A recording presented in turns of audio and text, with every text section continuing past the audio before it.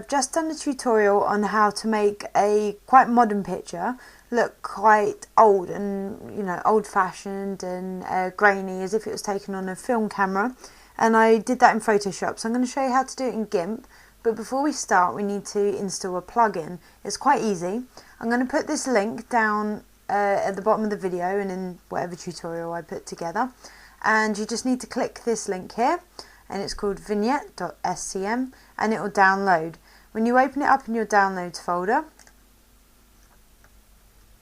there's my one up the top there. So I'm just going to Control C to copy it, and then I'm going to go into the Gimp file. So I'm going to go into my computer and my program files. I'm going to find Gimp,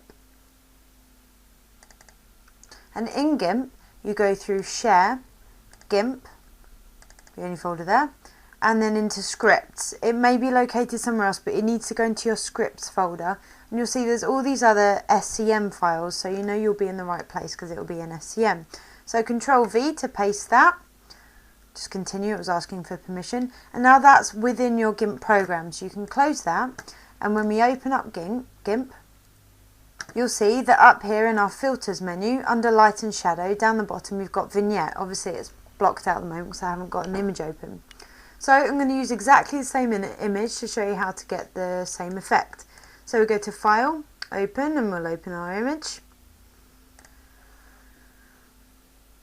And in the same way we did in Photoshop, make sure you save it as something else so you don't ruin your original. So I just save as. Okay. So I've got that saved as a new image. The first thing we're going to do is go up to the top, go to Image and Mode, and go Grayscale. So that will take away any of the colour information that we had, so it's just black and white now, and grey obviously. Now we're going to apply the grainy effect that we did to make it look like it's been taken off an older camera, because it wouldn't be this sharp. So we're going to go into our filters, go to Noise, and we're going to go to RGB noise. It's quite an equal spread of noise. There's a lot of different noise filters. You can play around with them if you like, but a lot of them have certain effects, like one makes it look like details are melting and stuff. So this is quite an equal grain effect, it's going to spread out equally over the image, so it's quite a good one. The only bad thing is that the preview's tiny. You're only getting a section of your image, so it's kind of hard to see, but we know that what we're looking up here is one of these beams up here, so we can see the sort of effect we're going to have. You can change the amount of grey. That's basically how intense the speckle is, so we don't want it too much, we want it quite visible. And you've got the option to click correlated noise as well, and that sort of groups the grain together so you don't lose too much detail.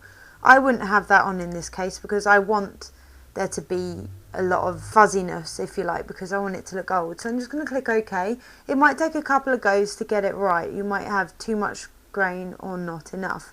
Now that's just applied. I don't think it's quite enough, but I'm just going to go to filters and repeat RGB noise, so I don't have to go through the whole dialog box again. So if I click it, it's going to apply it, and it's basically doubling that effect. So it's now gone again. I actually would do that one more time just so that that graininess is a little bit more enhanced, and yeah, that's about what I'd like. So the next thing we need to do, we've got to go to Image, go back to Mode, and put it back to RGB. This is because the vignette filter, which we're going to use to darken the edges of the image, has to be done in RGB mode. It's a bit of an annoyance, but you'll find that an error will come up and it will tell you that you're trying to edit an image that's grayscale, and then it will remind you that you need to come back out of grayscale and go back to RGB. You've already discarded all the colour information, so it can't replace that. It will just act as if it's a colour document. So we're going to use our ellipse tool, and we're just going to select the whole image, so from corner to corner, so that that ellipse is central to the image. And what the vignette tool is going to do is it's going to apply a darker filter to the outside of your selection, so it would be the outside of the image. So you could mess around with this a bit so that you've only got light in the centre of your image and it's very dark around the outside, but the effect we're going for now is like an old photograph, so they quite often had the darkened corners. So we're going to go back to filters, we're going to go to light and shadow, and you see we can now select vignette.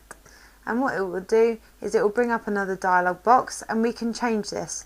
The softness, if you increase the softness, then vignette is quite discreet, it's not as obvious. If you go more towards hard, so you're pulling away from the softness, you're going to get a very, very prominent dark edge. I don't want it too soft, but I don't want it too hard either, but I'm going to go more towards hard than soft, so I'm going to go about 7.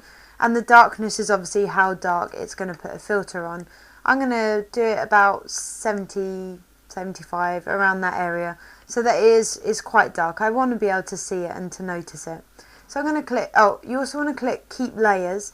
What that'll do is it will keep the layers that it's adding in order to put that vignette over the top. If you carried on editing your image and decided you didn't like the vignette, you could then just take it away.